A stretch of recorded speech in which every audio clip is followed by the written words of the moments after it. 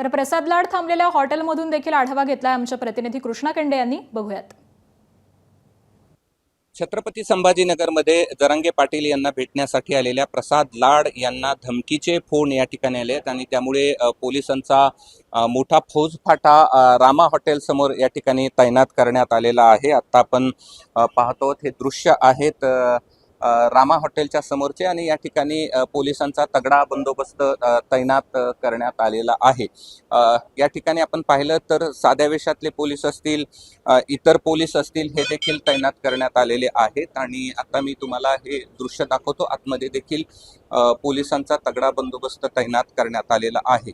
आतमध्ये देखील साध्या वेशातले पोलीस, इतर पोलीस या ठिकाणी तैनात करण्यात आलेले आहेत. आणि काल रात्री हा धमकीचा फोन आल्याचं या ठिकाणी सांगण्यात आलेलं आहे. आणि त्यावरून हे जे धमकीचे फोन करणारे लोक आहेत, योगेश शितोळे पाटील आणि गणेश उगले, या दोघांना देखील पोलिसांनी ताब्यात घेतल्याची या ठिकाणी माहिती आहे. आणि शितोळे पाटील आणि योगेश उगले या दोघांनाही पोलिसांनी ताब्यात या ठिकाणी घेतलेलं आहे. आणि आपण आपल्यासोबत काही स्थानिक पी आहेत, आपण त्यांच्याशी देखील या सगळ्या संदर्भामध्ये बोलण्याचा प्रयत्न करूयात. एसीपी पण आहेत.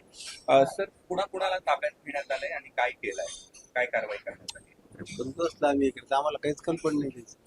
सर, आम्ही आता VIP बंदोबस्त आहे, आम्हालाही कल्पना नाही त्याच्याविषयी माहिती. ठीक आहे. आपण पाहतो की पोलिसांनी या सगळ्या संदर्भात माहिती दिलेली नाही. मात्र पोलिसांचा तगडा बंदोबस्त या हॉटेलमध्ये तैनात करण्यात आलेला आहे. प्रसाद लाडला धमकी दिल्याचा आरोप त्यांच्यावरती आहे.